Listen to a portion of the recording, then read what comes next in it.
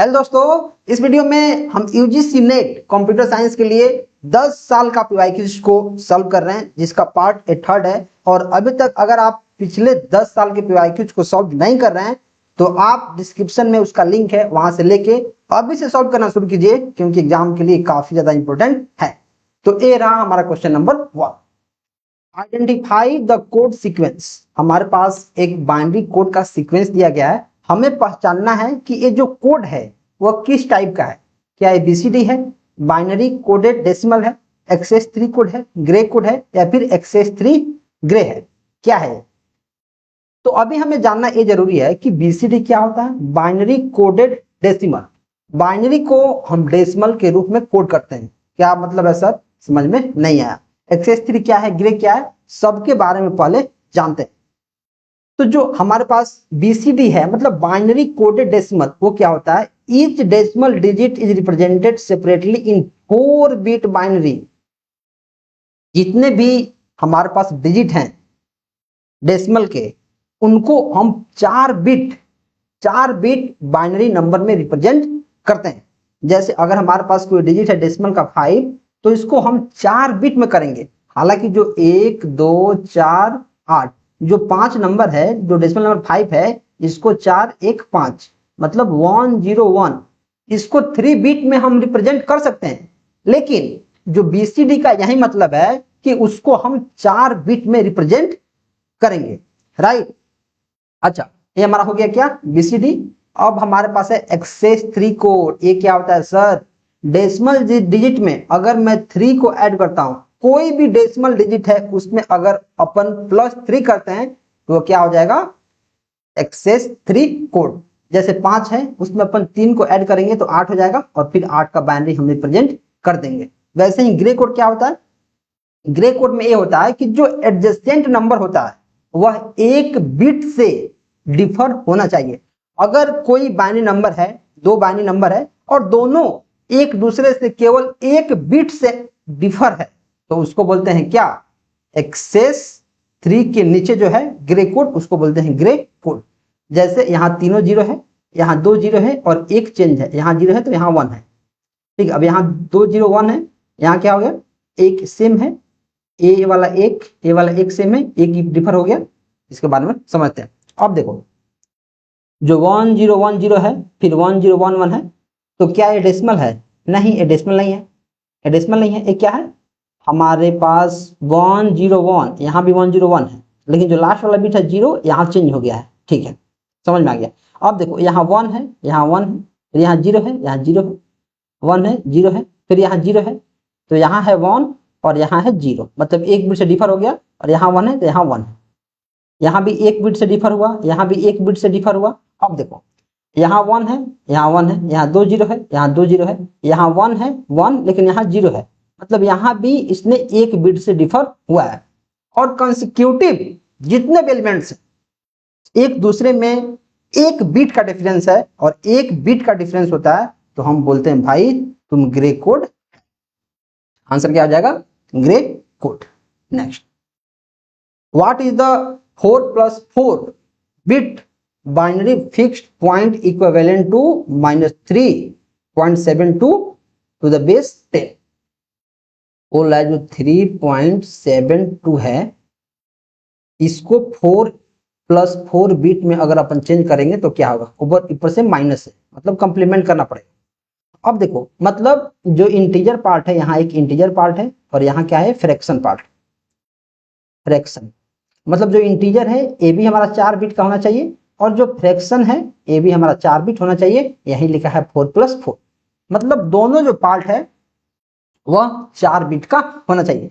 तो अगर जो 3 है, अगर 3 को मैं बाइनरी में 4 बिट में रिप्रेजेंट करूं, तो 2 और 1 3, तो 2 हमें 0 लगाना पड़ेगा, मतलब 3 को सिंपल टर्म में 0 0 1 1 अपन लिख सकते हैं।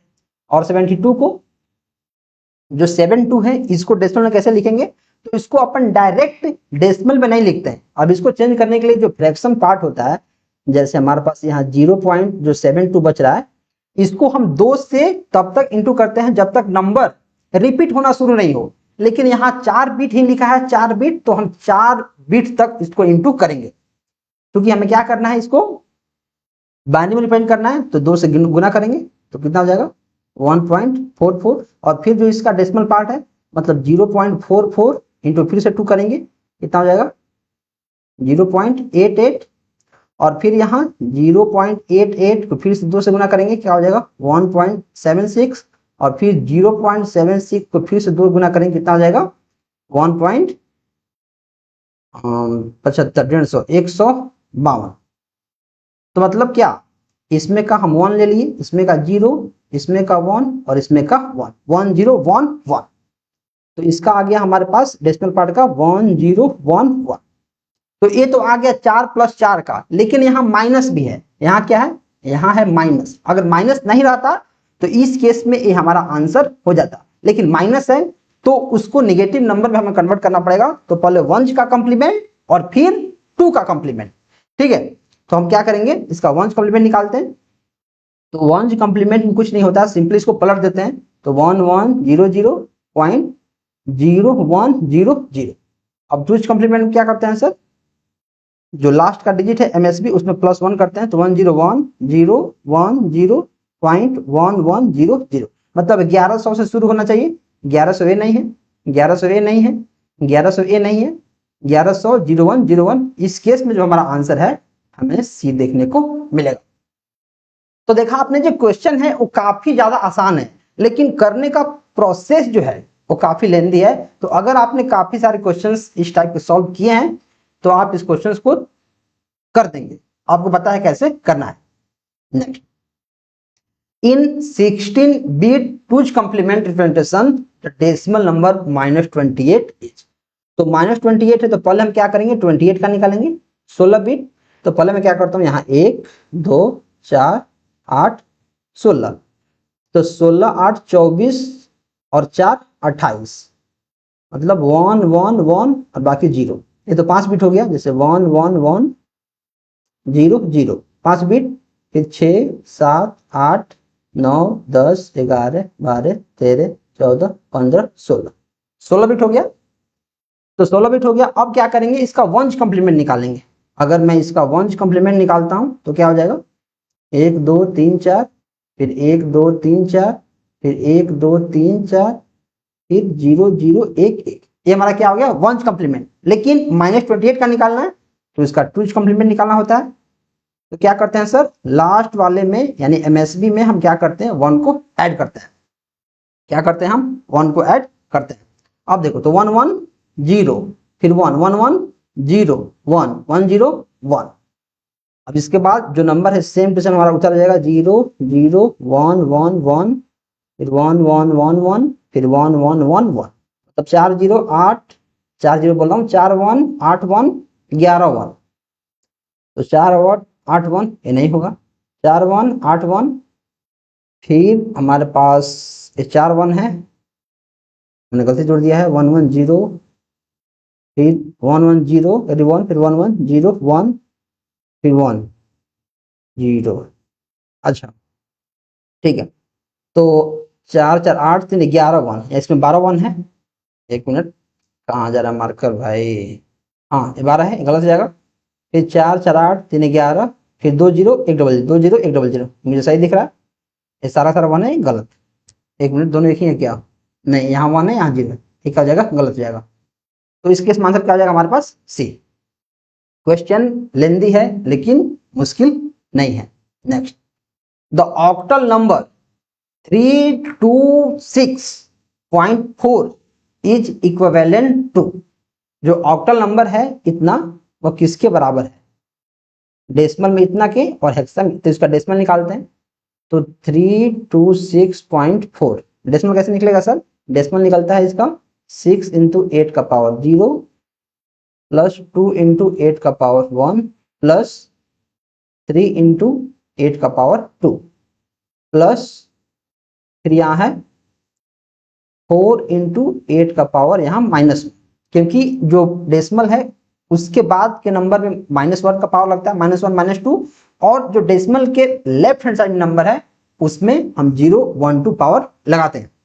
अच्छा, तो किसी पे भी पावर अगर 0 रहेगा तो 1 होता है, मतलब 6 8 2 16 8 8 64 × 3 64 गुने 3 कितना होता है? 4 3 12 को 2 1 18 और 1 19 192। 4 3 12 के 2 1 1 19 192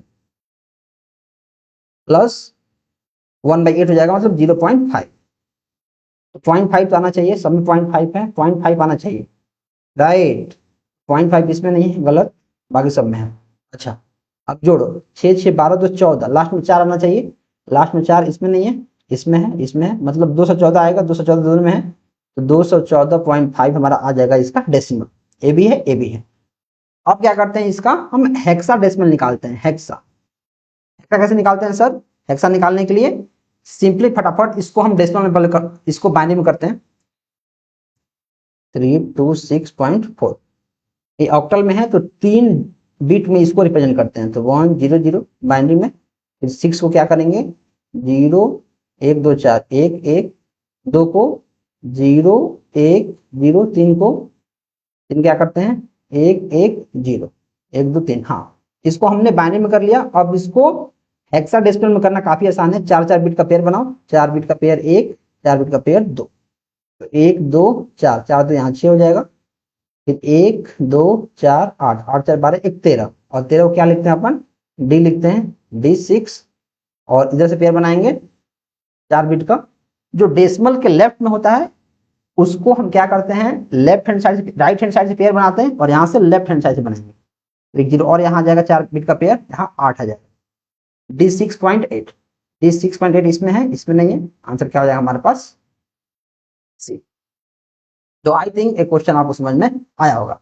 विच of the following is the most efficient to perform arithmetic operations on number? जब नंबर्स पे अरिथमेटिक ऑपरेशंस हमें परफॉर्म करना होता है तो कौन सबसे एफिशिएंट है? वो होता है 2 का कॉम्प्लीमेंट। इसको सीधे याद कर लेना है, डायरेक्ट क्वेश्चंस आते हैं, आप इसके बारे में यहां से पढ़ सकते हैं। Match the following list, absorption law, bounded law, identity law, distribution. तो डिस्ट्रीब्यूटिव लॉ क्या होता है?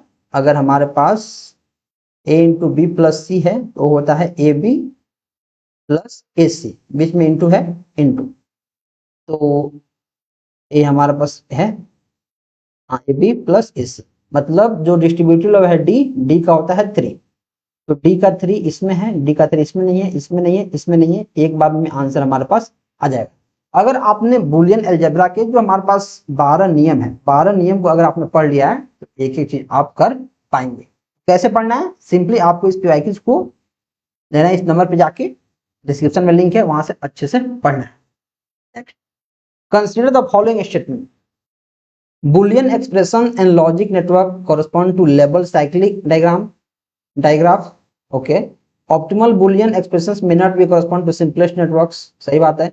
choosing the essential block first in Karnaugh map and then greedily choosing the largest remaining block to cover may not give an optimal expression, बिल्कुल।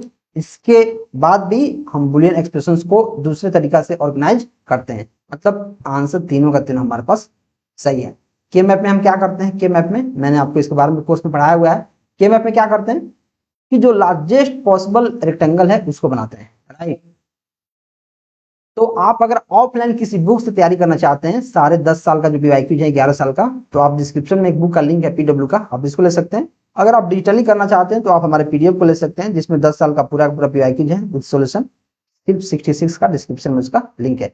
चलिए मिलते हैं next video में, तब तक आप चैनल को सब्सक्राइब कर लो। Thank you.